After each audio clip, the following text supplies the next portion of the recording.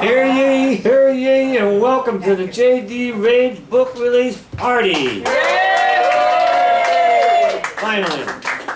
Now y'all, probably most of us know Bruce Weber and Joanne Pagano Weber. They really tried to get here today and couldn't, so they sent a message to ask me to read it. We're very sad we could not be there today to share in the event with everyone. We greatly miss J.D. and look forward to reading the book. Wonderful memories of J.D. reading her new bust poems at ABC No Rio on Sundays and publishing many of them in stained sheets. Our love to everyone, Joan and Bruce. And here is J.D.'s famous partner in crime. Ouch. Jan Schmidt.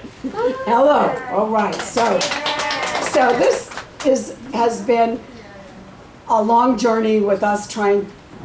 In the 90s, J.D. wrote these poems, and always in the 2000s, I told J.D. that we had to publish these poems. I was going to make a way to publish these poems, and then she had to go and die.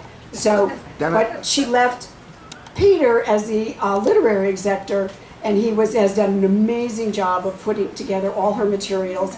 And we found all the bust poems, but he, of course, had, like one file was on her computer, one file was on her laptop, and another was it was handwritten in her journals, and put them all together to get this complete version of the bust poems, which I think were our amazing vision of the 90s in New York and J.D. before she got so sick. And so the person the way I know J.D. is because Bonnie in California said, when you go to New York, you got to meet my friend J.D. Rage. So I came here and met her on 5th Street, and and I was like, somebody named J.D. Rage, yeah, I got to know her. We started a band, Peter and I were in the band with J.D. We played in the 80s, and then something changed in our lives, and we all made a detour on another direction, and we started, J.D. and I started Venom Press, and we did the Curare magazine, and so here we are. So Bonnie is the person who also knew Peter in San Francisco and put us all together. She can't be here because she's upstate at Dayanandahawa Nature Preserve where she lives. And she wrote, I lay in bed while I was sleeping, circa 4 a.m., reading my friend's poems glowing on my laptop. I even found 2 that referenced me. Number 50, I'm the one who buried Heine, though trash is hardly a proper burial. And also number 80, Dayanandahawa. At some point I realized I was seeking some glimmer of delight in my crazy friend. What I kept rolling under was the weight of her deep separation from delight, that it was restraint alone that kept her from crushing Nero when he'd fly to her shoulder. That this soul so dear to me, so deeply in my life, even as she angled her way to Syracuse, to New York City, to Jeff, to her love-hate dance with death, to all the places she would go without me, Sid, Jack Daniels, heroin, N.A., places I would not go. I miss her so much. I miss her brilliance, so smart, seeing straight to the pith or passed out. Anyway, I don't feel left out. I feel too thoroughly in. And me, my life overflows with delight at every turn. This awareness is what brought me here, what the trees do feel, the brush of a coyote's tail. Jan reminded me in the poem she would be reading, there is delight to be found in the bust poems. Delight or not, J.D. was and is one of the funniest people I know. Thank you, my friends, Bon Liz. So she went to college with J.D. So now, Peter, did you want to say anything else? No, just okay. a little sliver of light is messing up the Oh, okay. All right. Don't want that. Yeah, what is that? All right, so now I'm going to introduce the MC for the day, and THAD.RUTKOWSKI. THAD.RUTKOWSKI is the author of 2 chapbooks from Venom Press, as well as 7 full-length books, most recently Tricks of Light, a poetry collection. His novel Haywire won the Asian American Writers Workshop Members' Choice Award. A story of his was made into the short film Tetched, starring Rebecca Dean, Dawson's Creek, and Hideka Han, Teen Wolf. He teaches at Medgar Evers College and received a fiction writing fellowship from the New York Foundation of the Arts. So with that, I give you MC THAD. Thanks to Peter and Jan for having me MC today. I'm glad to be part of this hosting of the spirit of JD this afternoon. I'm sure all of you can feel that. I don't know if people know the reading order, but we'll start with PUMA, PERL, then Eek, then Charlene, then Patricia. And I will read their bios and I guess say which poems they're going to read from the book. No, they can tell you which poems they're going to read from the book. And the book is here in the front, and it is a substantial book. This is, you can see, this is like a work that took some time to write as well as put together, and you can get it right here. I'm glad to be part of the celebration of the book. First reader is PUMA PERL. She created the column Writing the Apocalypse on the Chelsea Community News site, publishing a weekly poem to help get through the pandemic. She was the Howl Happening Artist in Residence for the month of May, this past May, and curated 4 shows there. The next appearance of PUMA PERL and Friends will be August 2nd at 8 p.m. at the Anyway Cafe. Her most recent poetry collection is Birthdays Before and After from Beyond Baroque Press. I think that's in LA, 2019. Let's welcome PUMA PERL.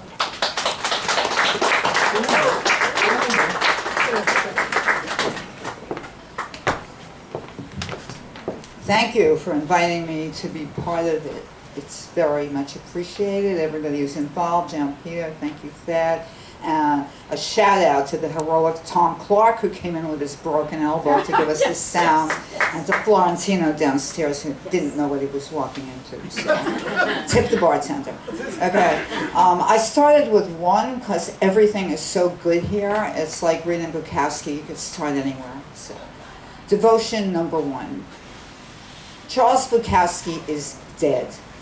This news, Peter writes from San Francisco. Crime on the buses is up.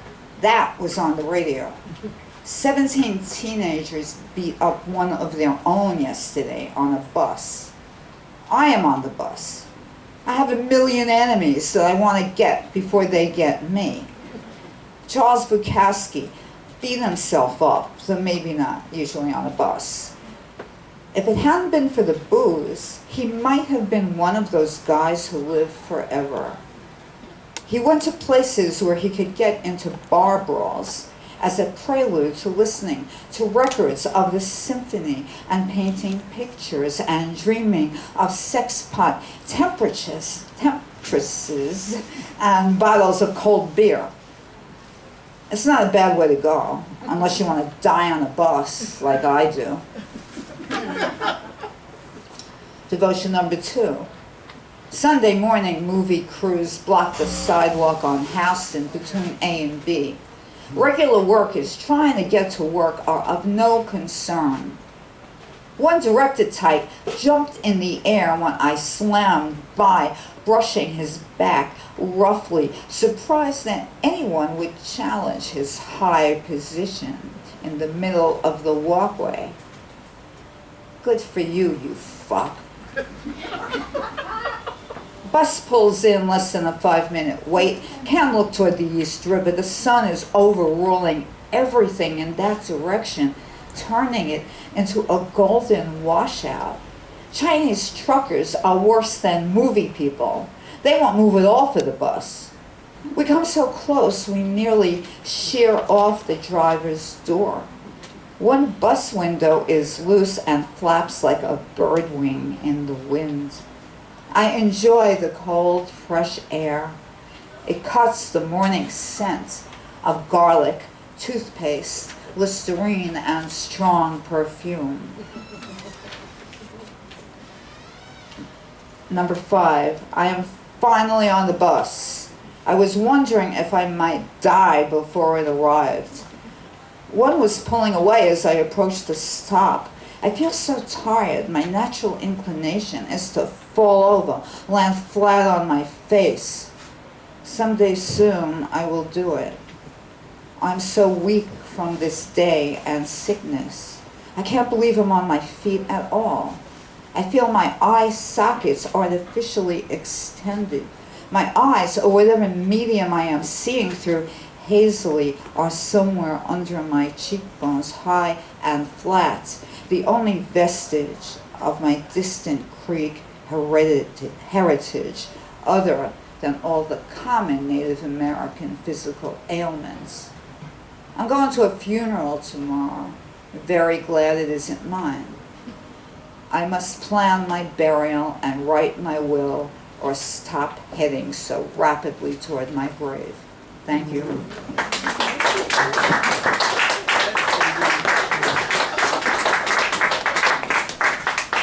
Okay, that was PUMA PERL. Clap, clap, clap. Next is Eek.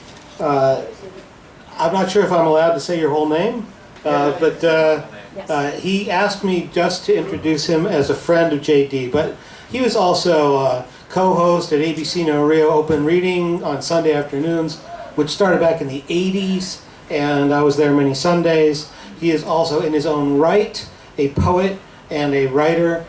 So let's welcome Eek. Clap, clap, clap.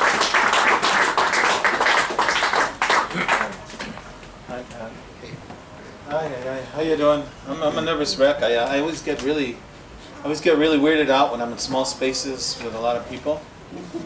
And but I'm here, and today's JD's birthday, and I thought about her a lot today because I went fishing yesterday, and JD and I used to go fishing once in a while. She loved fishing, believe it or not. And it was a bad fishing day, but I caught some beautiful fish. And usually on days like her birthday, when I caught beautiful fish, I would go over to her house and we would cook these beautiful fish. And I have these beautiful fish sitting in the refrigerator, Kent Arthur, and no JD to share the beautiful fish with. Because it was a big celebration, you know, cook some beautiful fish and potatoes and, you know, eat fish and potatoes and broccoli and salad. So I'm really nervous, so I'm sorry about that. Bear with me. It's been a rough year. So I'm going to read 87. I am 1 year older than I was 2 days ago. Chronologically, but mentally, nothing has changed. I guess the bus 4550 was late this morning because I see all the people who usually ride earlier. Maybe it's the beginning of one of those days. Big Bertha, the hurricane, is heading our way, reminding me of Bertha Bump, the store clerk of my childhood. We always made fun of Big Bertha Bump. She wore her name tag on her Woolworth vest back when it was called a 5 and dime. Now the 5 and dime is worthless, and the dime is less than 5 used to be. Smashing Pumpkins keyboard player OD'd in his hotel room last night. I said, congratulations, you made it. July 11th. While everyone else was worried about the weather, you may never have to feel the rain again.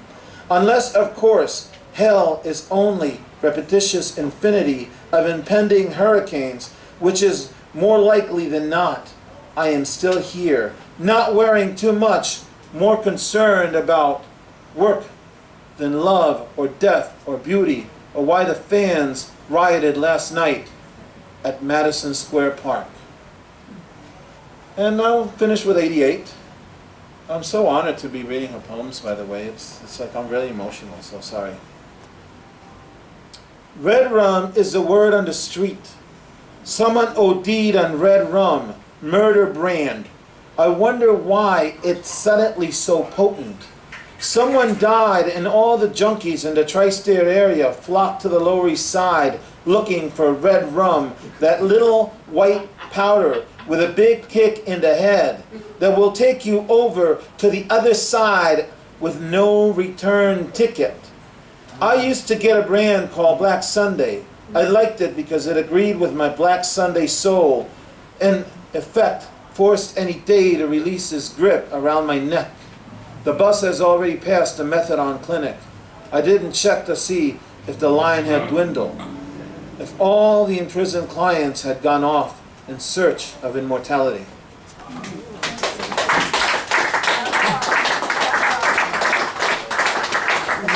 Okay, that was E. Clap, clap, clap. Also known on this list as Eduardo Arocha. Okay, clap, clap, clap.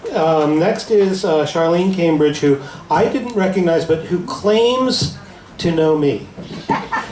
So I'm flattered. And Charlene is a lapsed poet. I don't believe this. A lapsed poet and writer who lives in New York City. I think she's a current poet and writer. Let's welcome Charlene Cambridge.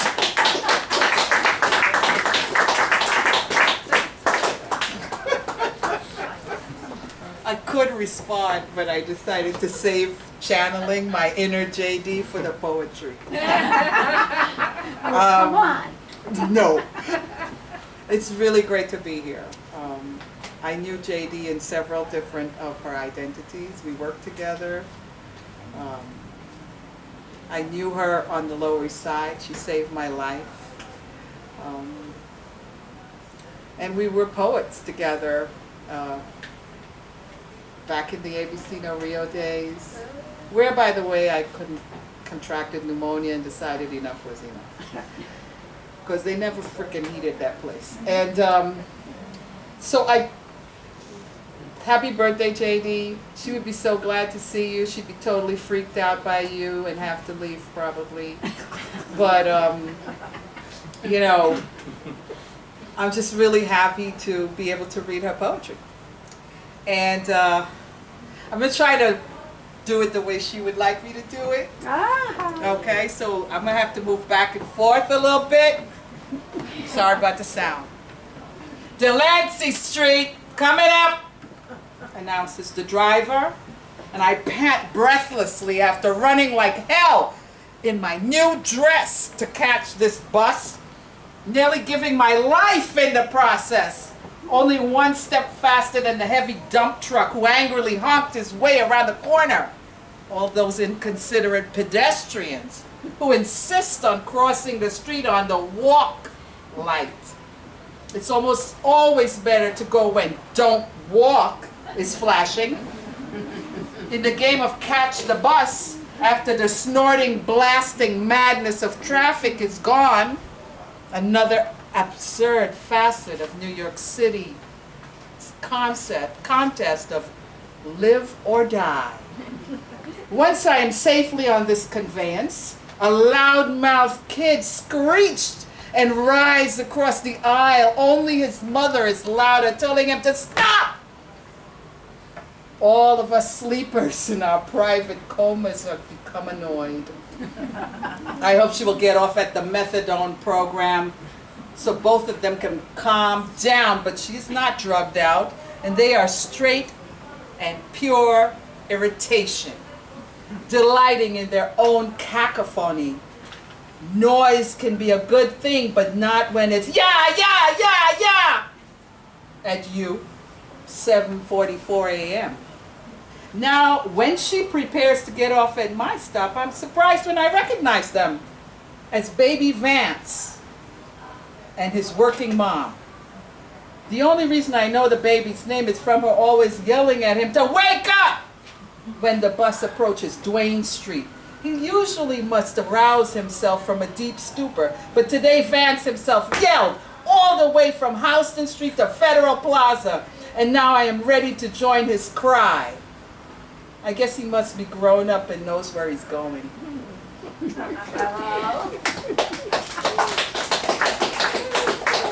Another one of the ways that JD and I also had in common is that we both rode that number 15 bus every morning to go to the same job. Yes. Number 79. The bus and I today apexed in one fluid motion. It was better than sex. The doors opened and I reached the sidewalk by crossing in front of the monstrous vehicle just in time, without running. A second later would have spelled disaster. all the way to, all is right on Allen and Delancey, but all is not well in Saudi Arabia, where a symbolic gesture aimed at Saudi leaders has cost the lives of the American troops who were blown sky high by a truck bomb. The action taken to demonstrate that the Americans cannot even protect themselves. These troops were the remainder left to show support to protect against further acts of war or terrorism. One American mother expecting her boy home on furlough happily ran to the door and welcomed him, found instead a messenger from the U.S. military bringing her news of his death. And all the papers played a sympathy angle, trying to enrage us, reporting that one dead Air Force guy was to have married in October his Air Force fiancée, but the headlines did not mention their inevitable divorce 1 or 2 years later, or the possible spousal abuse that either of them might have inflicted on the other and are now spared from. I am told repeatedly that things happen exactly as they are supposed to happen. But on days so near to a tear-jerking tragedy as this one, it is hard to believe that this was the way things were meant to be. Oh, but we are not to attempt to unravel this, to figure it out. Too much thinking can lead to disaster, but not thinking is required in this situation. To see that no matter how you look at it, there could have been a better way. Thank you.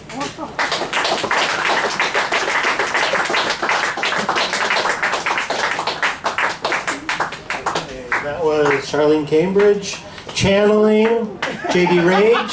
You could feel the energy waves coming in. I could. So clap, clap, clap. Next is Patricia Carragon, who I did not recognize because she has a new haircut. And nice haircut, nice do. And Patricia was one of the co-hosts at ABC No Rio also on Sunday afternoons. Her latest poetry book from Poets Wear Prada are Miausku and The Cupcake Chronicles, and she also has a book, Innocence, from Finishing Line Press. Her debut novel, Angel Fire, is from Alien Budapest. Great blurbs on that book, and written by me. And Patricia hosts Brownstone Poets and is the editor-in-chief of its annual anthology. She's also executive editor for Home Planet News Online. Let's welcome Patricia Carragon. Thank you. And Sue Pollard did the cover for Angel Fire. Shout out to her. Thank you for inviting me here today, and happy birthday, JD. I remember you were fabulous at ABC No Rio, and I remember seeing you at the alternative New Year's Day with everybody else, you know, the alternative New Year's Day when we used to have it at the Bowery Poetry Club and all that. Okay, I'm going to read a few poems that she wrote from her book. Devotion 21.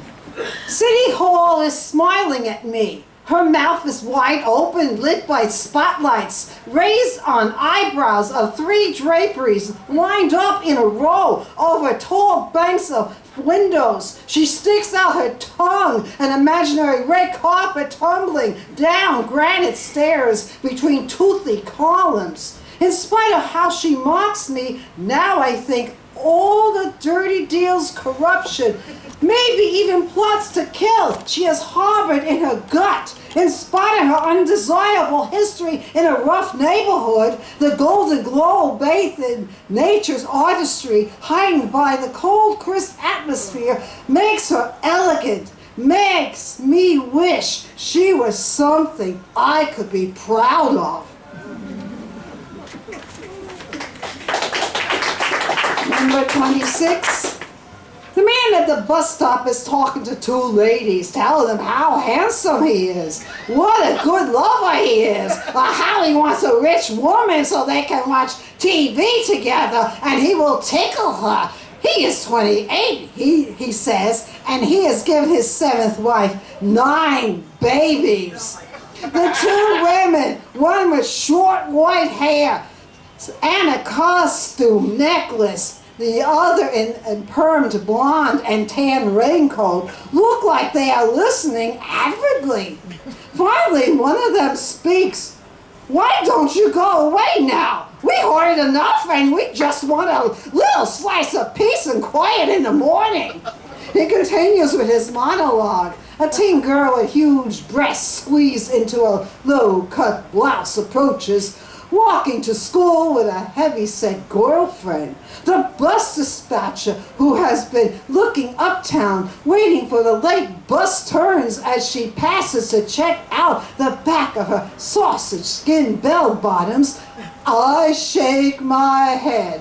I know which one of the girls he is watching. I think to myself, that she is too young to deal with such heated attention, but it's none of my business. I get on the bus. The drunk who has been haranguing the 2 sainted ladies orders the bus to take them wherever they want to go. Thank you.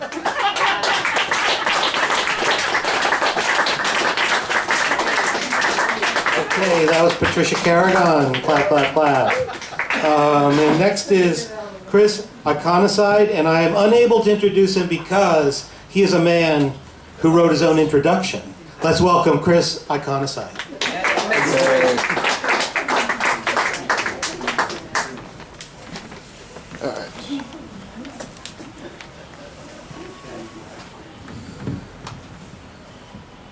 By the way, the shirt is a true statement. I died when I was 23. No, it's true. Read all about it in my memoirs. Right.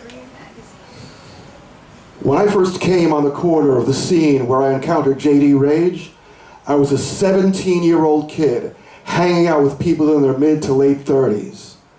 And I didn't feel at all out of place, seeing as I did not have the luxury of an actual childhood.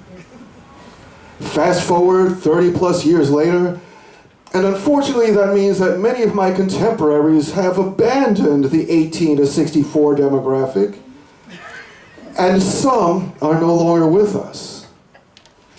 JD was always someone I'd seek out, and I respected her work, enough so that I recorded her performing her piece Rude at Bullet Squat, and included it on my second cassette compilation / music zine combo, Destroy and Be Free, which I released through my underground anti-profit.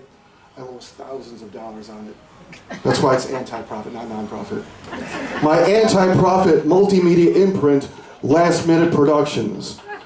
One of the 3 regular publications I put out through LMP was a scatterbrained art and literary zine called The First Stone. I'd always intended to have JD in it. Hell, I bought her books whenever I could. Still, somehow, life happened. And the 3rd issue became buried under my pack rat stash for over 2 decades. A few years back, I unearthed an issue I had been working on, only to find I'd never finished filling it. So I contacted people I'd already featured or had wanted to at the time, including Eek and Holly Day, if you know her. Sadly, by this time, JD had left the building. But thanks to Jen and Peter, I was able to include a few of her pieces which had not been published elsewhere, one of which I present here to you.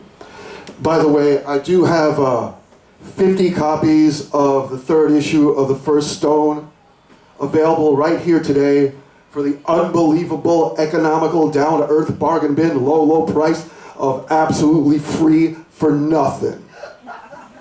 This is one of JD's pieces from that issue, Gray City.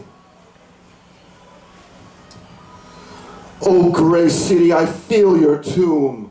Watch the one-armed woman guard the little girl with a dripping sword fresh from the battle. Gray City, swirl your clouds across my raging sky and leave me standing in the rain, repeating prayers for those who want to hurt themselves. The dragon is jealous, and hungry. Gray City, I wander your sidewalks in gloom. Some of them sparkle in the sun, which comes so rarely now. And what do you conceal in your marble cornerstones? Gray City, I walk beneath your grinning gargoyles, searching for the answers to all my questions in spray paint walls and silent facades of inconsistent memories. Little girl shatters glass with clenched fist anger. Now, where is the one-armed woman? Disappearing up ahead and darting in and out of empty tenements, looking for a well-lit room in Gray City. I am yours. The visions are clear, and I am still as you whisper your secrets and leave me standing beneath the broken grave markers where spirits hide, and when we're in violence I will die. Gray City.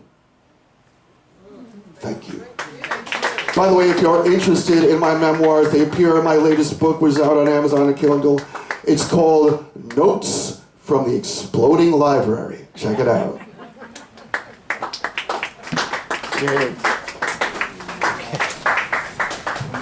They're free for nothing. Yeah, so that was Chris Iconicide. Clap, clap, clap. Clap, clap, clap. Number 3, free stone.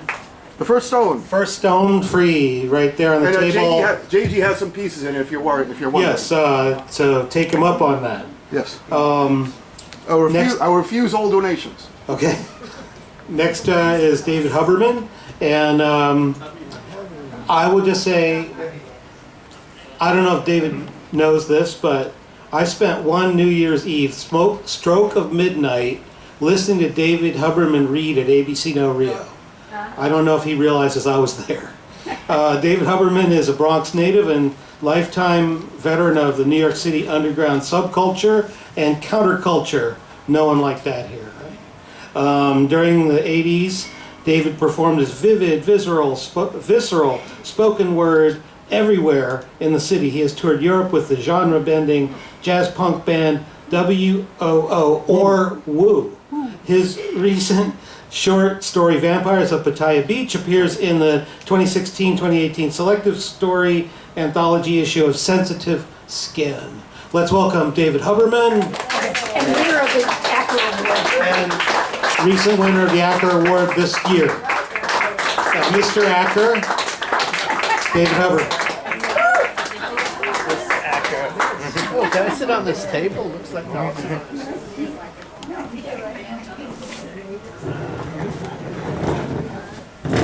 I'm sitting down. Sit down. Thank you, sir. Thank you so Thank you, sir. I have another. Okay. Take two of the small.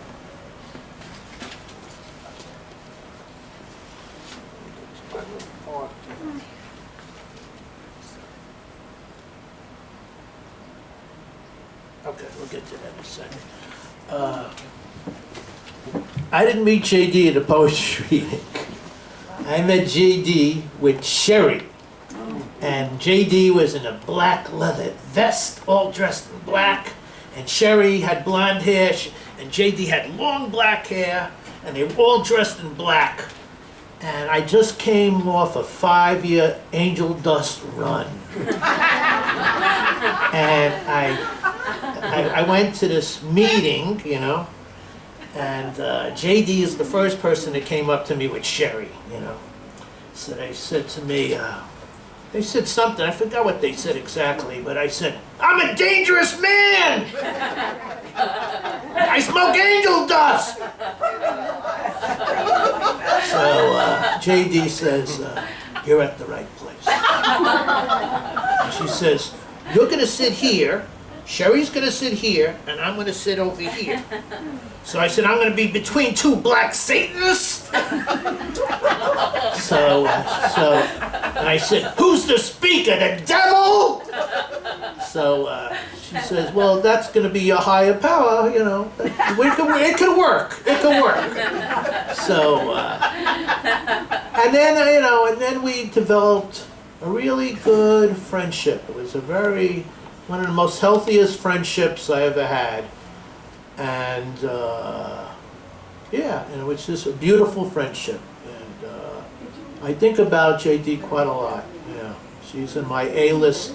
I had a lot of friends die, and JD was my A-list friendship people.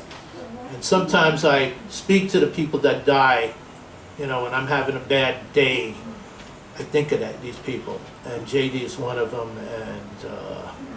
and I miss her a lot. I miss her a lot, you know, because we started at a different type of place. I never thought I was going to be doing poetry readings with JD. That wasn't part of the plan, but somehow it became the plan, you know. So I'm going to read 126.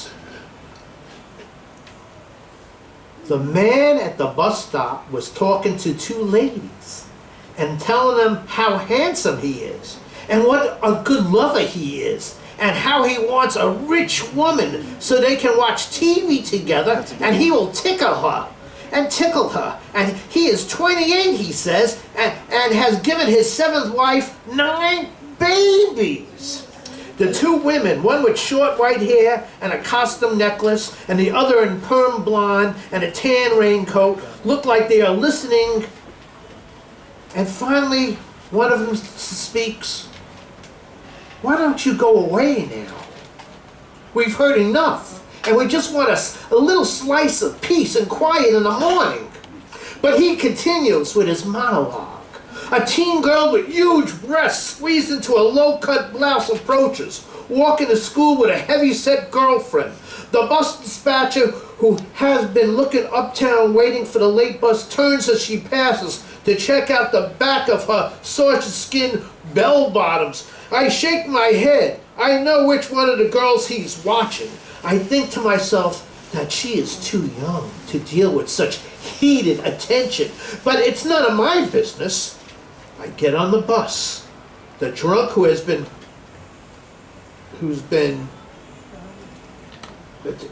two say the ladies orders the driver to take them wherever they want to go. Okay, and I'm going to read one more piece. Oh, I like this piece, yeah. This is 112. The bus smells of cheap perfume. The side paneling is boiling hot on my arm. It's 7:05 a.m. on the 1589 southbound to City Hall. People chatter away in the back, but it's beyond my powers to speak. I can only croak at the nice man who held the door of my apartment, building open this morning. Somehow we've reached the stoplight at East Broadway in 1 minute. Today I saw a large sticky mousetrap with 2 dead mice and 20 or so dead cockroaches, where it brings to mind Saturday's conversation in a trendy new health food store on Avenue A. One woman is against the snap trap, but the others all said, "Give me the snap trap before the sticky trap any day." As they spoke, they continuously smoothed their tattooed bare arms and rotated their facial piercings while ignoring the customers at the register. If I was a mouse, I would not want my fate to rest in their hands. They can't even make change for a bean spout sandwich. Thank you.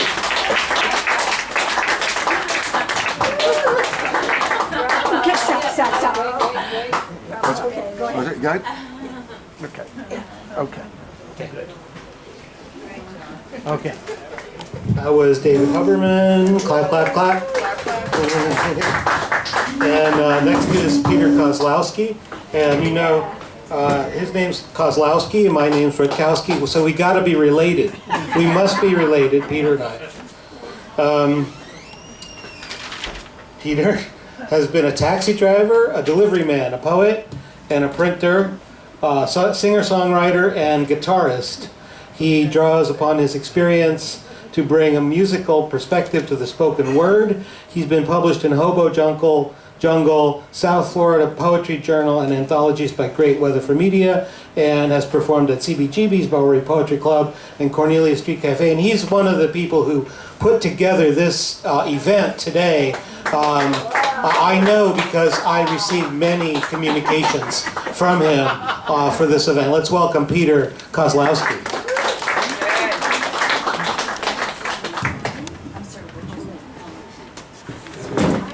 Thanks, Ted. This is devotion number 150.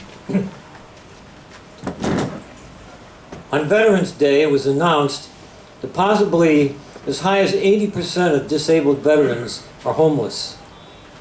Unable, after their stint of guerrilla adventure in the Southeast Asian jungles, to ever live again in comfort within the confines of four walls, to accept and return to the delicate sensibilities of genteel living, after learning that it's all a lie, that death is the truth, and death does not come gentle to the third world. Death eats faces spotted with small black holes from rapid-fire weapons, swats down patriots regardless of their national fervor, and brings young boys and girls with shining faces from prosperous countries to do the job for it. After reaching this degree of reality, the bed is beyond reason. The cardboard mat on Avenue A becomes the only acceptable comfort. The side of a building for a bathroom, the bottom of a cheap pint to forget. No bus rides to a soft state job, no welfare checks for wine, and antipsychotic medications. And the next poem, 151. Starting downtown from East 23rd Street rather than Houston, it is later. The traffic is clotted, and the junkies are out in their camouflage uniforms with multiple piercings visible above the neck. I feel good in my green nail polish, drugstore cowboy leather jacket. It is snowing. The sky winks a golden eye from gray leopard patterns that rush across the panoramic view from my bus window. College kids are walking to school, and I'm wondering why Saturday's date hasn't called me. St. Mark's Church presents a medieval vignette with its old twisted trees, gnarled and leafless skeletons against the backdrop of dried out grass and stone walkways. Finally, the bus driver catches a break, and we glide all the way to East 4th Street, before hooking onto another snarl of vehicles. As I see a cop writing out a ticket and placing it beneath the windshield wiper of a car, I remember walking down St. Mark's Place on a Saturday night with my date, me towering over him in 3-inch heels, listening to an ambulance with lights flashing, emitting its noise-controlled screeches. The date smiled and told me they don't have a true emergency. He knows these things and carries a gun. He has handcuffs and a portable red flashing light for his car. He will never bring that gun around me, he says. The bus has finally made it below Houston, where we have joined a flotilla of other buses. From here on, we will ride together, and the waiting people will be asking, why do all the buses come at the same time?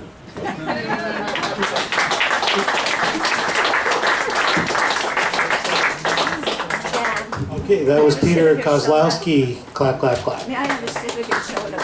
Thanks, Peter. And next is Sue Polo, another key person in the poetry scene and all over the place.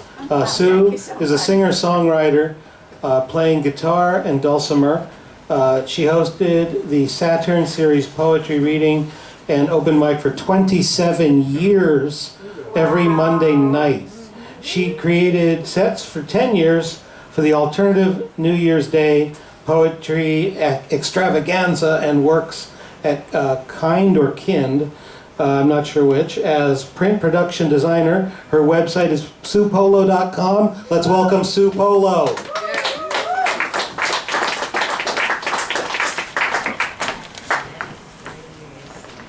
Yes, it's kind.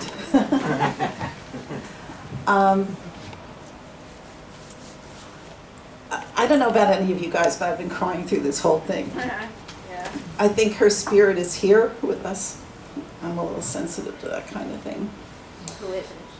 So, and it's been lovely to hear. You know, she was really, she really kept track of New York City through these viewings and her straightforward expression, and it's just amazing. I'm really pleased to have her book, and if anybody has extras of any of her other chapbooks, I'd love to get a couple of copies of something. I don't know if I have, I think I might have one. Okay, so I'm going to read one that's not in this book, and it's called I Was Never Female Before. And then I have a couple from the book. I'm just going to cry through these things, so don't forget about it. I was never female before, and I have lived in many forms. My earliest memories are those of an ancient turtle in a swamp, snapping my jaws at giant buzzing dragonflies, diving deep towards underwater caves at the sight of threatening shadows of leathery wings blotting out the light. I still have my shell. Always bring with you the most useful thing. I was a lizard too, a young lizard who wasn't fast enough. Of all things, I love to fly. The sight and sound of feathers and wings reminds me that as a bird, I was always male, and as a turtle and a lizard, I never learned the lessons never wanted to. Raven, eagle, crow, even in human form, an Egyptian astrologer, disguised as a woman for safety's sake. I cared for nothing but study. I dreamed of learning the secrets of the stars. I knew more than I will ever know again. I learned why the brain is left unused.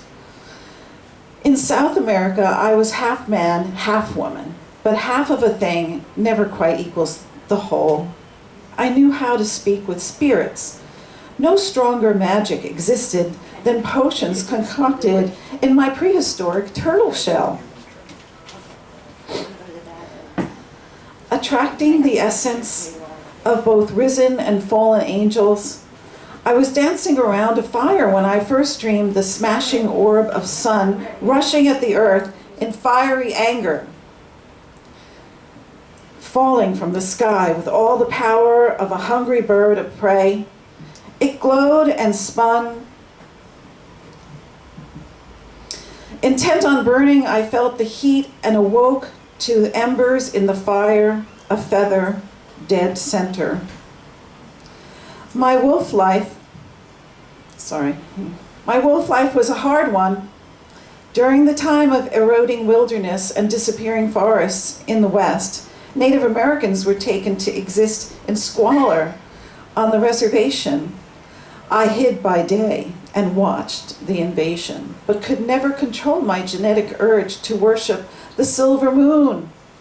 I was beautiful, howling, when a rifle blast cut off my song. Death came in blood draining from the matted red fur. Panting, I escaped the lifeless carcass and saw its open yellow eyes.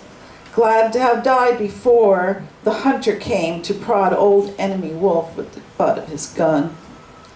I reappeared in Europe as an artist, painting all the things I had seen, until visions of the turtle shaman wolf drove me crazy and I committed suicide and soared off into eagle gliding cool wind currents, turning and swooping on expansive wings, master of all below, tempted to fly straight into the orange glow and melt, descending in a rush of flapping, grabbing a small furry creature in my steel vice talons, ripping into its flesh, high on a bare mountain crag. I missed the kill and the suicide and the sun coming down, baptizing my magic. I was a crow on Connecticut Hill, a pet without a cage. I would perch on the large fingers of a man who became my father when I was born a female. When I lived this life as female, learning lessons of blood, of loneliness, of prejudice, of poverty, of escapism without suicide, of giving life, learning lessons I never wanted to know. My father was nicer to me when I was a crow. Female is harder thing than wolf facing civilization, even with the feather from the center of the fire, even with a prehistoric turtle shell.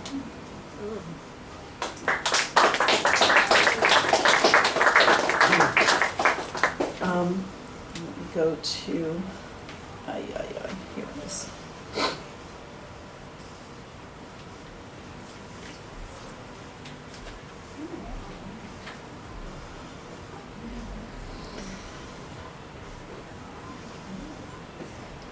Following that very closely, devotion number 145.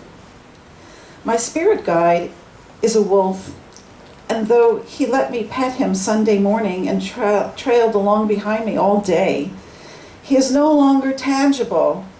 I have felt him snarling both within me and without me since I was young, but I have never seen him before now.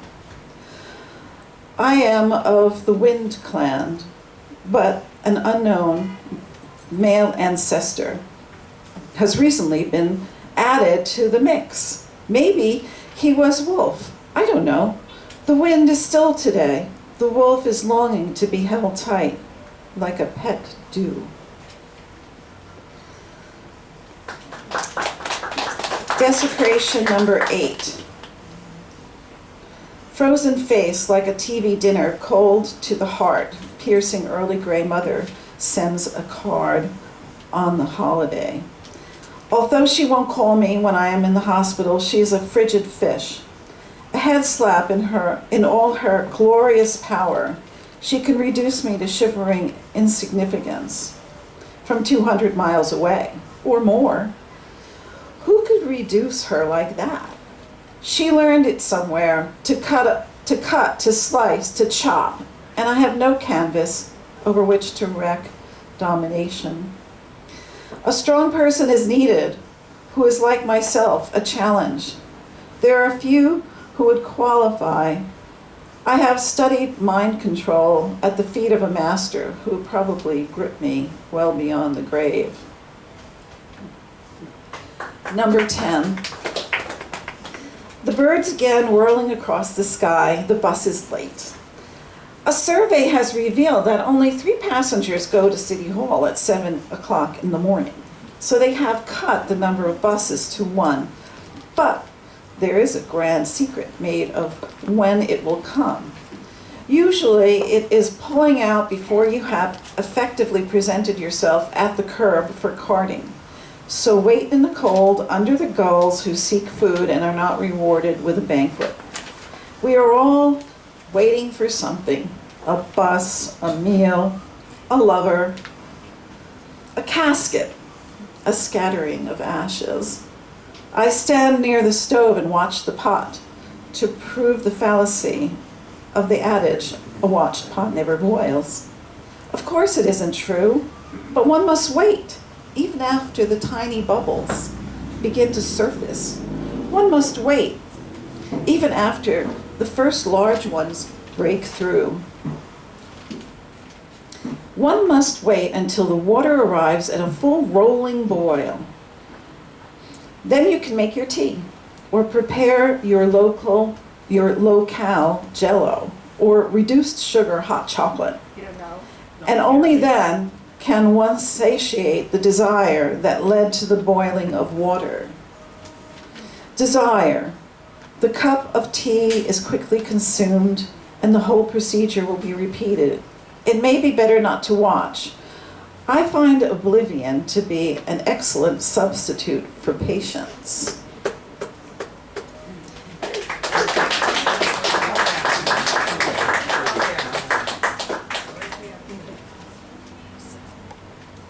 There's one more I wanted to read here. If I find it.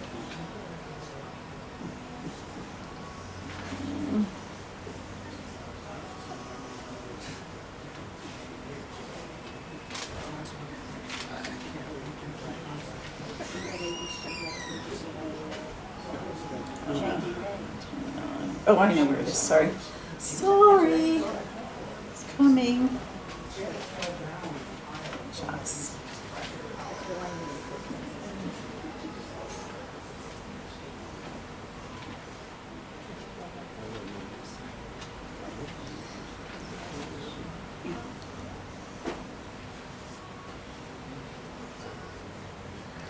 Number 33. I awoke bathed in a cool, fresh breeze. The weatherman guaranteed things will warm up today. Everyone is hopeful in their light jackets, too light for this morning. Chill morning air. The gray panthers on this bus know better. Dressing light too soon just can lead to serious illness. Just ask anybody's mother. They are bundled up to the neck in fur coats, but will sweat later this afternoon. Sweat is good for you, cools the warm body, glistens on the exercised skin. The bus stops in front of the lobster farm near Division Street. I love the street names in this city. The Charlie Parker Square in the East Village. I imagine him so clearly nodding out in a dark room,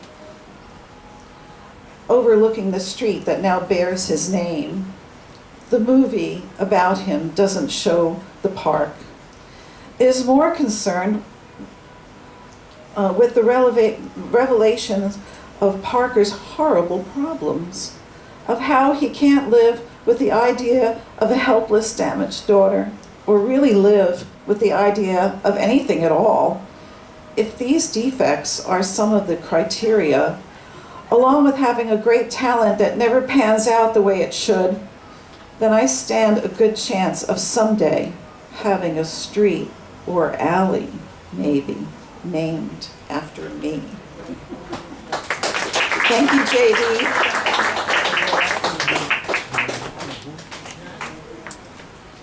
Okay, that was Sue Polo. Clap, clap, clap for Sue. Thanks, Sue. Next is Nikka Ray, who I haven't seen for many years, but I guessed right that was the real Nikka Ray when I saw her today. And she's the author of Ray by Ray, a daughter's take on the legend of Nicholas Ray from Three Rooms Press, and the collection of poems Backseat Baby from Poison Fang books. Her poetry appears in the current issue of Love magazine, the upcoming Maintenance 15 from Three Rooms Press, and an anthology, the anthology Paper Teller Diorama from Great Weather for Media. She is a 2020 Acker Award recipient. She's not, so there's not just one in the room. One in the room, there are two in the room, at least three in the room. And Pushcart Prize nominee. Let's welcome Nikka Ray.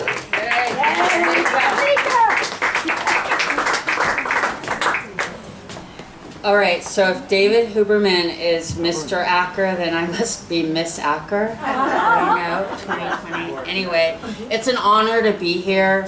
I met JD through my dear friend Lizzie, and I wish Lizzie was here right now. So all afternoon I can't stop thinking about Lizzie. And then I used to wait on tables at the Lucky Dog Diner, and every Sunday Jan, Arthur, and JD would come in for brunch. So I got to know JD through Lizzie, and especially in the ways that JD helped Lizzie, and because Lizzie was my best friend. And I gained so much respect for JD through Lizzie, and so I'm really honored to be here today reading some of JD's poems. So this is number 3. Sleepwalking late to the M15, I find myself barreling down Allen Street toward undesired destination. Work morning sunlight is high, like 1 p.m. instead of 7:30 a.m.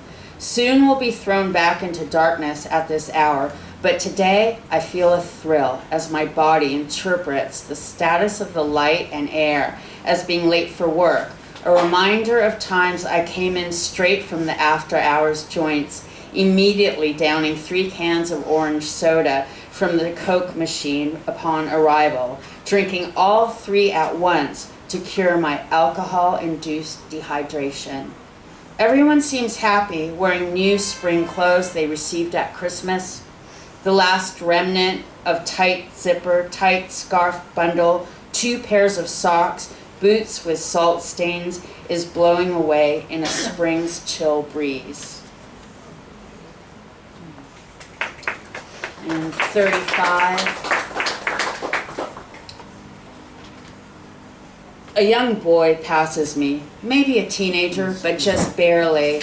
Tall and tough looking, he cradles his radio like it was a baby. His fingers caress the control dials and buttons.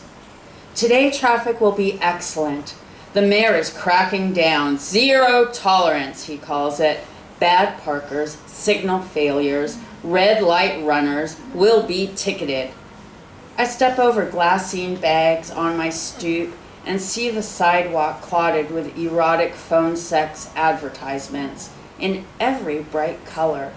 If the risque model wasn't so visible on them, these cards could have been construction paper cut up by a child. The children also step over glassine bags and sex invitations on their way to school. The Long Island Expressway closed lanes this morning, causing great delays. A downed motorcycle, the helicopter traffic guy said. It will take a long time to clear this one, he announces cheerfully. I can picture the scene. I saw the remains of a bike accident once. 2 crumpled, twisted lumps of metal and 2 empty helmets side by side in the road. I wonder if I know the rider. Last night, 40,000 stuck in the subway from an explosion. I ponder all this from my relatively safe seat on the downtown bus. Thank you. Thank you. Okay, that was Nikka Ray. Clap. Thanks, Nikka. Next is me. You already heard my intro, but I'll just say that when I first knew of J.D. Rage through ABC No Rio, she was like a actual featured working performer who had scheduled shows that I went to see, and she turned out to be very supportive of me when I couldn't get a reading and couldn't get a publication. She helped me out. Not that I can get those things now. I still can't get those things, but she helped me out when I definitely could not get those things. And I was going to read 3 pieces, but Sue read my 3rd, so I'm just going to read 2 pieces. These are a couple of desecrations, and there's themes of taboo and themes of fetishism and meditations on the afterlife, but there's this just everyday concern about losing your keys, giving your keys to somebody, and they never give them back. That's in here too. Desecrations number 6. A glow in the east hides the coming fury. Decisions demand attention and will not allow a lingering to savor the mysterious future. Someone has asked me if the name Rage has some significance. Does it symbolize, for example, a hatred of men? I say no, I love men. And do not elucidate with my inner comment, but I'm no longer sure why I love men. He wishes to sleep in a cage. I survey the bedroom to see if there's space for this aspiring dog boy. And if he supplies the cage, I can squeeze it in, a small one, where he will curl up on his side. The drawback to this arrangement, no one wants to sleep in my bed. No, to warm me and caress my demons to sleep. Number 7, a new one. There may be a slave trade, depending on whether the new guy is satisfactory. Saturday will tell all, and with luck the boy will remove his things with alacrity and return my keys. He thinks I want a deep discussion, but all I really want is those little metal things that cost $12 non-refundable without the return of the key deposit. That's it. He's off my list for admitting deliberate evasionary tactics. He was being pulled in too many directions, and it is my direction, it seems, that is always the first to go. But now he will learn that elimination is elimination. I'm gone. He has been terminated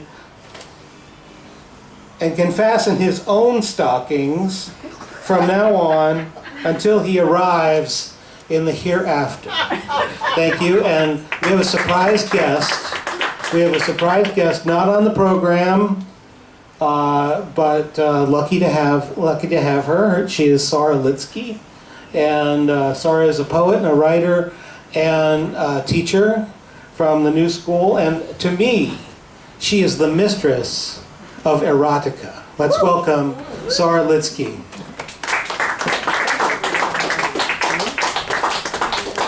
Hey, Gladys. Oh, well. Thank you so much, Thad. This is a totally unexpected honor. So I don't have any bio of all my accomplishments. I was listening to my last book. It was Flasher, a memoir from Otana Media, and it's not a memoir of all the times I've flashed. I'm currently working on a book called Dead Lovers and Other Stories. This gives me a chance to kill off a few of them. And as far as knowing JD, I first encountered her when I went shyly to ABC No Rio to read, and she was the host, and she always gave me wonderful introduction. She was so warm to someone just starting out that I've loved her ever since. I wish that we had gotten to know each other and were friends, but somehow I feel we are friends. And since I just decided to do this, I just am opening up to one of her poems and at random, and let's see where it goes. 133. The revenge of City Hall is here. The South Ferry passengers are still waiting. I missed one bus but got another in less than 3 minutes. Bruce Willis is in the front seat. So I know I'm not too late. Today, he's deep in conversation with the driver. I wonder if he is a driver too, or just ultra friendly, but only to bus drivers. And here's where the poem takes off to the clouds. I wonder if he is a driver too, or just ultra friendly only to bus drivers. The clouds are puffy sheep floating innocently above the Manhattan iniquities. Pigeons circle Division Street, also well above the reach of our despair. Listen to those lines. Also well above the reach of our despair, until they land to be crushed by the buses like this one, flattened into gray lumps with black and white stripes sticking up from their wings. But even so, their suffering is limited, while ours is infinite. So I just feel so honored to be here with all of you and to be able to read this. Thank you. Thank you.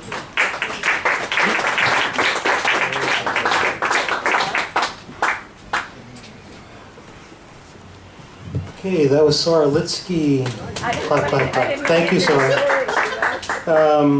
I think we have just one more reader, unless there's a 4th Acker Award winner in the room. 4th Acker Award winner? The 4th? You're the 3rd. No, I'm the 4th. You're the 4th? We already read. But you already heard from me. You already heard from PUMA. Is there a 5th Acker Award winner in the room? 5th Acker Award. Okay. All right. Last reader is Jan Schmidt, who is also one of the architects, one of the builders of this great event. I know because I received many messages from her. With J.D. Rage, Jan Schmidt co-edited Venom Press and its poetry and fiction magazine Curari in the 1990s. She was recently appointed consulting prose editor for the online literary magazine Witty Partition. Let's welcome Jan Schmidt.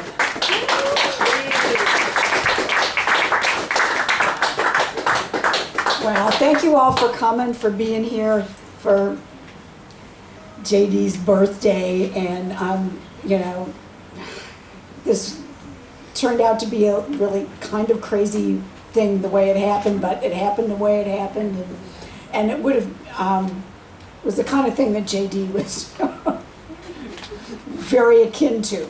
And so I'm going to read 2 poems, and I'm reading the 2 poems that have mentioned me, of course. So the first one, I have a completely different memory than what happened, and I can't say that my memory is any better than what she said, but anyway, number 54. I saw a bird disintegrate this week.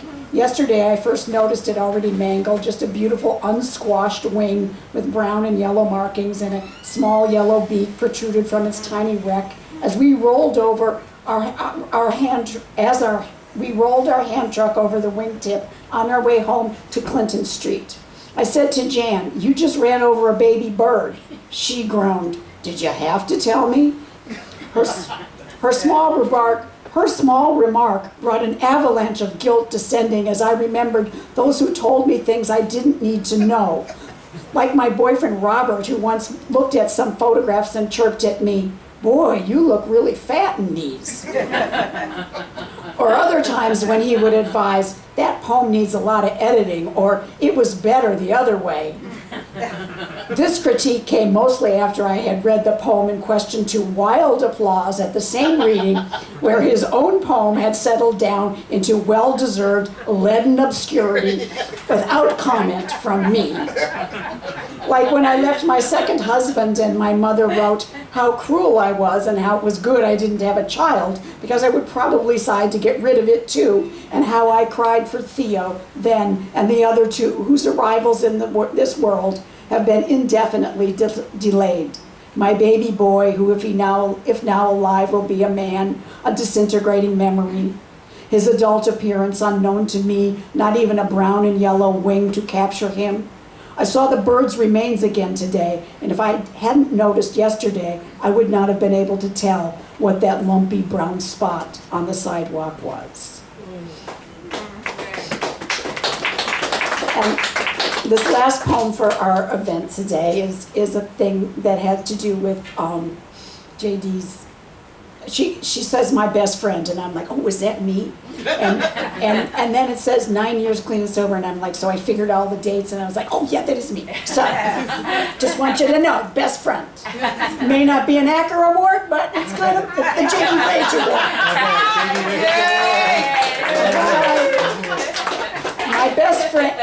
My best friend has 9 years clean and sober today. I rejoice under the brilliant red morning sky on display over the East River. As usual, we will pay big for this explosive exhibition of glowing beauty, which is also the portent of rotten weather on the way. Who cares?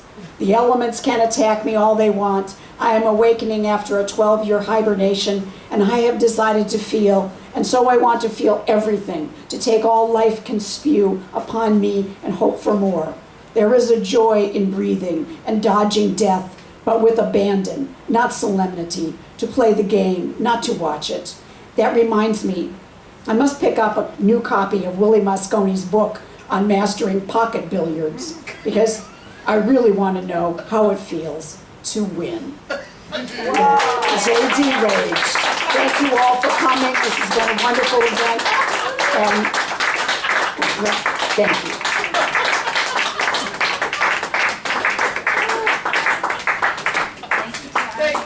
Thanks. Let's go on. Let me just thank all the readers and just say, you know, there's some great artists in the room who didn't read today. Joe Rorty's here from Philadelphia. D.D. Champagne is here, and others are here today in the room, in the house. Let's just thank the PUMA PERL, Edward Arocha, Charlene Cambridge, Patricia Carragon, Chris ICONICIDE, David Huberman, Peter Kozlowski, Sue POLO, Nikka Ray, and Sara Litzki, Jan Schmidt. Clap.